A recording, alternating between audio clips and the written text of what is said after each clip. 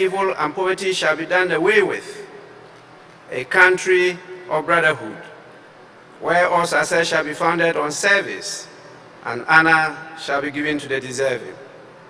A country of peace, where government shall rest on the will of the people and the love for the common good. Bless the efforts of those who struggle to make this vision a living reality. Inspire and strengthen our people, that they may give time, thought, and sacrifice to speed the day of the coming beauty of Ghana and Africa. Amen.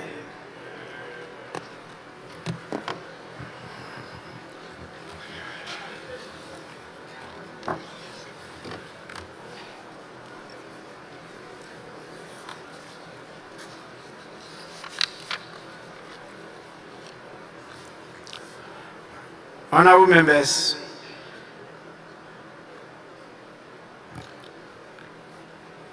I extend a warm and hearty welcome to each and every one of you as we commence this extraordinary meeting of the fourth session of the 8th Parliament of the Fourth Republic.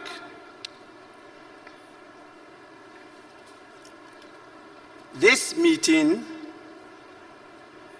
is a response to a request for a recall first dated 22nd of October 2024 and the subsequent one dated 24th of October 2024, both pursuant to Article 1123 of the Constitution and Order 53 of the Standing Orders of Parliament. Both requests were signed by more than the constitutionally required signatories of 15% of all members of Parliament. The first request entreats the House to deliberate upon and transact urgent government business. And the businesses were tabulated, and from what we had, there were not many, just a few.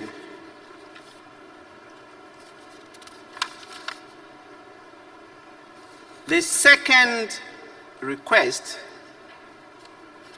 dated 24th, simply added many more items for the consideration of the House. So from the initial request for us to consider 5 items, this second request added 17 more items. And this request came from the MPP members of Parliament, and it was signed on their behalf by the second Deputy Majority Whip, Honorable Alex Tete Joe-Dubois. In fact, both requests were signed by him.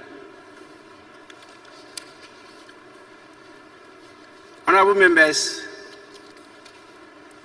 I had, under the dictates of the provisions of the Constitution, to issue the summons for you to be here today. And I duly complied with the constitutional provision and got the administration to get the summons published to the notice of all of you. Unfortunately, the signatories who made the request have not shown up,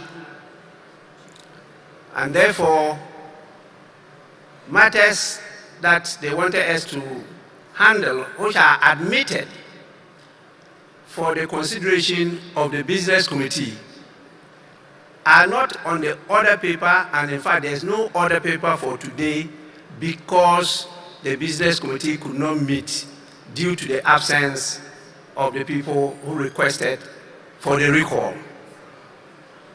And as you can see, one side of the house is completely empty. In view of this, we have, as usual, got a quorum to sit, but we have no business before us to transact, because the business committee, as you know, they prepare a report, and this report is adopted by the House as business agreed by the House to transact during the course of the week. In the absence of that, there is no other authority that can put business before you which you have not adopted to transact. In view of the failure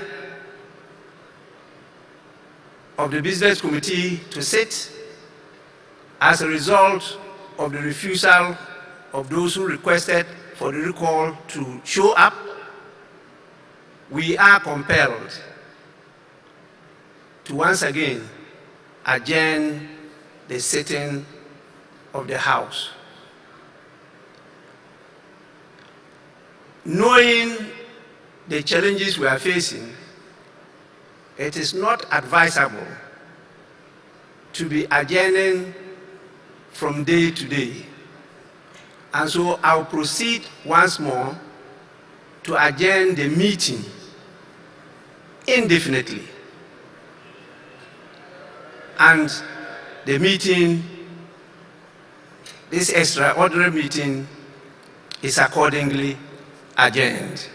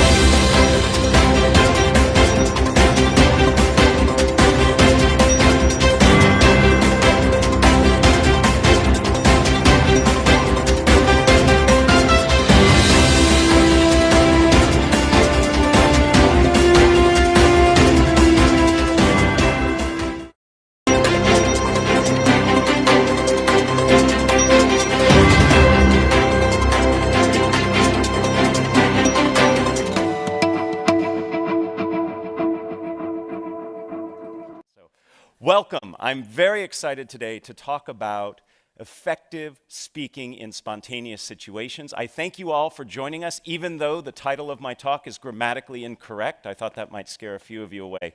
But I learned teaching here at the business school, catching people's attention is hard, so something as simple as that I thought might draw a few of you here. So this is going to be a highly interactive and participative workshop today. If you don't feel comfortable participating, that's completely fine, but do know I'm going to ask you to talk to people next to you. There'll be opportunities to stand up and practice some things, because I believe the way we become effective communicators is by actually communicating. So let's get started right away. I'd like